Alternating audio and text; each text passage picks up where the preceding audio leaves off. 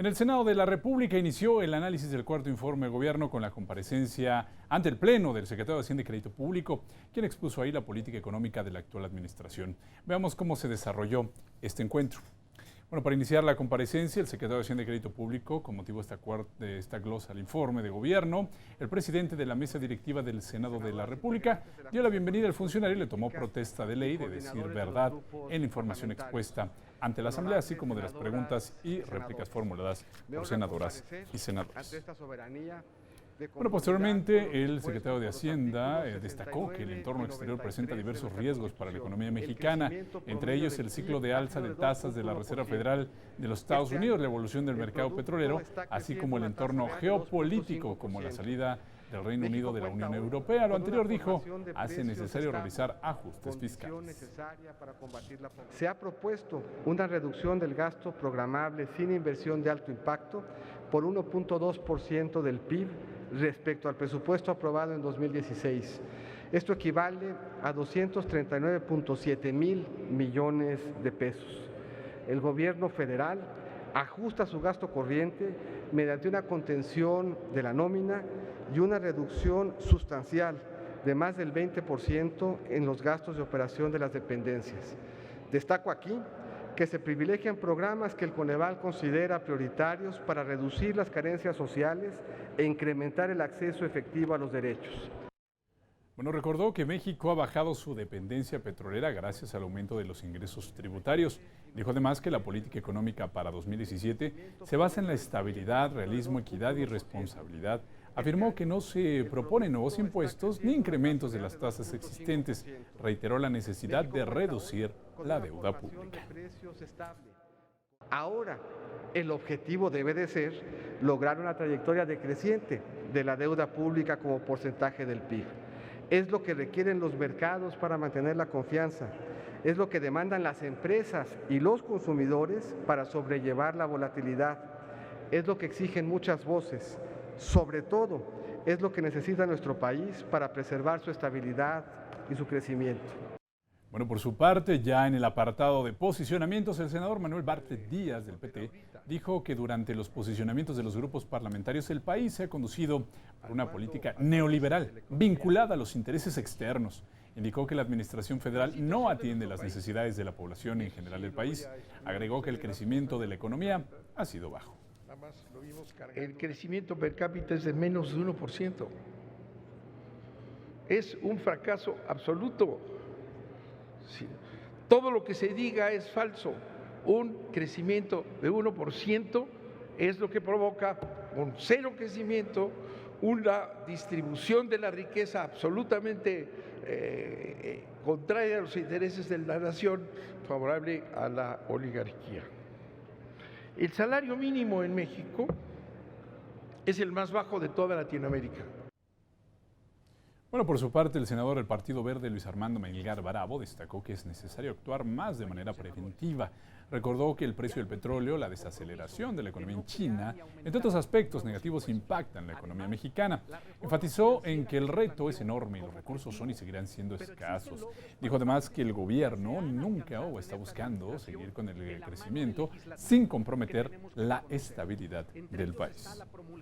Es urgente que actuemos de manera responsable en el Congreso de la Unión para fortalecer los ingresos públicos. Así está planteado en la política de ingresos para el 17, que propone medidas orientadas a consolidar los esfuerzos en materia de simplificación, promoción a la inversión y del ahorro, certeza jurídica e impulso a los sectores productivos. Por lo que toca a los gastos, el recorte propuesto de cerca de 240,000 millones de pesos se debe de cuidar que no afecte las áreas estratégicas del gasto social. PRD afirmó que el paquete económico es recesivo y está lleno de recortes que tendrán un impacto social como la pérdida de empleos. El senador Armando Ríos Peter destacó que el país crece la tercera parte de su capacidad a su tercera parte y que no se ha cumplido las expectativas de aumento económico. Dijo además que los recortes van directo a la inversión de aspectos como la salud y la educación. De todos los paquetes económicos que nos ha presentado el Ejecutivo Federal, a ninguno le ha atinado. Solamente por mencionarles, en el 2013 nos plantearon que íbamos a crecer al 3.5%, crecimos al 1.8%, el 2014 al 3.9%, crecimos al 2.7%, y así ahora recientemente acabamos de escuchar que lo que se había planteado para el 2016 pues difícilmente se va a alcanzar. Entonces, ¿cómo podemos creer, señor secretario, en el planteamiento de un crecimiento de entre el 2 y el 3%? Difícilmente, si vemos que las variables de pobreza se siguen incrementando. El Partido de Acción Nacional destacó que México enfrenta tiempos complejos, entre otras cosas, por la disminución en los ingresos petroleros que han limitado el margen de maniobra en materia de finanzas. El senador Juan Alejandro Sánchez Navarro indicó que el débil crecimiento económico y las dificultades externas han generado la caída del peso frente al dólar. Destacó la importancia de no aumentar impuestos, así como la necesidad de no descuidar aspectos como los derechos humanos, la educación o la salud en el presupuesto. Debemos de reducir el gasto para que crezca la inversión. Debemos de bajar la deuda para que suba la confianza. Debemos de ser austeros en el gasto público para ser justos en el gasto social. La política no es una opción, es una responsabilidad. Bueno, por su parte, el senador José Francisco Yunes Zorrilla del PRI destacó que el objetivo es mejorar el entorno y la calidad de vida de las y los mexicanos. Añadió que lo anterior se logrará combatiendo los males asociados a la pobreza a través de acciones que generen crecimiento económico. Indicó que las reformas en materia económica explican la fortaleza en el desempeño de la economía pese a las condiciones del entorno internacional. Ningún esfuerzo. En el Senado de la República entendemos que la incertidumbre y la volatilidad de los mercados, la desaceleración económica mundial, la caída de los precios de referencia internacional requieren de nosotros actitudes comprometidas que envíen señales positivas del frente al paquete económico. El Senado de la República sabrá estar a la altura de este momento histórico y en la discusión y en el consenso sabrá construir los acuerdos que generen ingresos, confianza y estabilidad en el país. Al inicio de la ronda de preguntas y respuestas, el senador Manuel Cárdenas Fonseca denunció que existen excesos en la atención que las autoridades fiscales dan a contribuyentes que buscan regularizar su situación hacendaria. Saber si el derecho de los contribuyentes es que se les atropelle fincándoles créditos fiscales sin la previa garantía de audiencia y sin la presunción de inocencia. De igual manera, saber si les van a cancelar los timbres fiscales al no establecer un procedimiento para que estos vayan en su defensa. Debemos, como aquí se sugiere, y asumimos ese compromiso, de hacer un esfuerzo porque los mexicanos se encuentren en el SAT una autoridad que reconozca que son ellos los mexicanos quienes están contribuyendo a financiar no solamente la actividad del SAT, sino la actividad del gasto público del país. No hago votos para que en el paquete 2017 ya no sigan institucionalizados y legalizados los moches, dándole a cada legislador un granito de frijol para que vote a favor. Bueno, la senadora Marta Tagle cuestionó las cifras de más de 2 millones de empleos expresadas en el informe presidencial. Criticó que el gobierno federal no tenga la capacidad de crear empleos de calidad. Si consideramos que de estos 2.053.195 empleos, el 75% se caracteriza por ser empleos de mala calidad y mal remunerados, es decir, de 1 a 5 salarios mínimos diarios y solo cubren la mitad de la demanda de trabajo anual durante 2012 a 2015. Reconocer que ciertamente es un logro, una generación de 2 millones de empleos. Y si lo pone en perspectiva histórica, cuando comparamos ese avance respecto a los últimos 16 años y respecto de nuestra historia, pues nos damos cuenta que es un logro, insisto, en exceso relevante. Solamente el 6.4% gana más de 5 salarios mínimos. Las cifras pueden decirnos mucho, pero si se comparan realmente con los datos y con la realidad que es la que vive la gente, definitivamente esta no corresponde. Bueno, por el Partido del Trabajo, el senador David Monreal Ávila consideró grave el elevado aumento de la deuda pública y la escasa transparencia en la información que se difunde sobre el déficit fiscal. ¿Por qué no realizar un verdadero ajuste a los sueldos y privilegios de los funcionarios en sus diferentes órdenes y en sus diferentes poderes? Y en su lugar han preferido reducir los recursos al sector social de manera muy dramática. Efectivamente ha habido un crecimiento relevante de la deuda, ha crecido en 12.8 puntos del PIB durante esta administración. El crecimiento se motiva por dos razones estructurales y podemos descomponerlo en diferentes factores que ya en lo contable nos apuntan o nos precisan las razones específicas del cambio.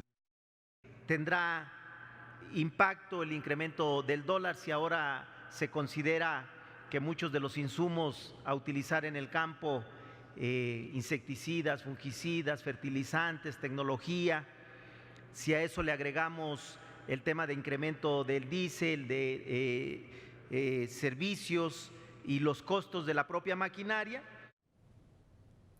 Bueno, el senador Juan Gerardo Flores del Partido Verde Ecologista de México preguntó al funcionario sobre las cancelaciones y condonaciones de impuestos a diversas empresas y contribuyentes. Con la venia de la Asamblea, señor secretario, que nos pueda explicar con la suficiente amplitud cuáles son los motivos, cuáles son las razones que dieron lugar a estas cancelaciones y condonaciones de impuestos, si se trata de un ejercicio discrecional por parte del sistema de administración tributaria, del Servicio de Administración Tributaria. Es importante señalar que ni discreción, ni impunidad, ni espacios de oportunidad en términos de fortalecer la recaudación. Y señalar dos elementos adicionales. Primero, estos procesos de cancelación y de condonación han sido revisados por la Auditoría Superior de la Federación y han sido auditados por varias de las autoridades de los diferentes ejecutivos. Como legisladores, creo que tenemos que poner mayor rigor en lo que hacemos, porque de repente es muy fácil subir aquí a esta tribuna a hacer señalamientos. Yo me quedo, por ejemplo, de la respuesta que usted da, de que prácticamente la mitad de las condonaciones se derivan de obligaciones que impone el propio Congreso al Ejecutivo Federal. Y continuaron estas rondas de preguntas, respuestas, réplicas. La senadora Dolores Padierna Luna del PRD en su intervención criticó las alzas de los precios de los combustibles, lo que ha representado, dijo, un aumento en la inflación y en los bajos costos, en los costos de insumos básicos para las familias mexicanas. ¿Dónde quedaron las promesas de que ya no habría gasolinazos, de que bajarían los precios de los combustibles si se aplicaba la reforma energética? Evidentemente no están cumpliendo. Le quisiera preguntar también en el tema de deuda, dado que el problema de deuda se ha convertido en un problema muy serio. El IEPS no se modifica, no se abre la ley del impuesto especial sobre producción y servicios, no se está planteando cambios en la ley ni en la fórmula. Lo que se está planteando efectivamente es adelantar la flexibilización, pero de forma cuidadosa y matizada. Estoy diciendo que al modificar la fórmula va a aumentar en los hechos el precio de las gasolinas y diésel por todo lo que ya comenté. Pero hablando de técnicos, si yo fuera técnica, le sugeriría mejor poner un porcentaje fijo, si de verdad se quiere ayudar a la gente. Bueno, por el Grupo Parlamentario de Acción Nacional, el senador Jorge Luis Lavalle manifestó su preocupación por los niveles de endeudamiento contratados por los gobernadores de las entidades federativas y preguntó sobre las medidas que la Secretaría de Hacienda emprenderá para atender esta problemática. O al menos para las proyecciones de 2016, un nivel de endeudamiento que según sus datos llegarán a 50.5% del PIB, con un nivel de crecimiento que duramente o difícilmente llegará al 2%. Todo parece indicar, secretario, que, pues dado su buen resultado anterior, lo llamaron para intentar corregir este desastre económico. Estamos dispuestos a trabajar con todas las autoridades y con todos los ejecutivos locales en aras de ayudarles a contribuir a que tengan certeza en sus finanzas públicas. Y el año que entra habremos de hacerlo en primera instancia al amparo que un paquete económico que descansando sobre la dinámica de los ingresos tributarios les habrá de permitir un crecimiento muy importante. Estas deudas no han sido más que el producto de la irresponsabilidad y de la impunidad que prevalece en todos los sentidos en nuestro país. En representación de la bancada del PRI, el senador Manuel Cavazos cuestionó al titular de la Secretaría de Hacienda sobre la capacidad financiera para la implementación del Sistema Nacional Anticorrupción. ¿Están considerados en el presupuesto del 2017 los recursos para poner en marcha el Sistema Nacional Anticorrupción? Entendemos que no se pueden asignar recursos a dependencias que no existen todavía y que los organismos locales serán atendidos por el presupuesto de sus estados. Pero se incluye un artículo transitorio en el proyecto de presupuesto del Ejecutivo Federal, de hecho el artículo 3º transitorio, que faculta a la Secretaría justamente a autorizar adecuaciones o los traspasos necesarios tanto de recursos humanos como de recursos financieros o de recursos materiales que sean necesarios para darle vida justamente a esta reforma. No hay omisión, descuido o negligencia en la asignación de recursos a este sistema. Por lo tanto, a la luz de estos datos, la opinión de que no se presupuestaron gastos para el financiamiento del Sistema Nacional Anticorrupción, porque no se quiere combatir la corrupción y se prefiere vivir en la impunidad, es una opinión irresponsable.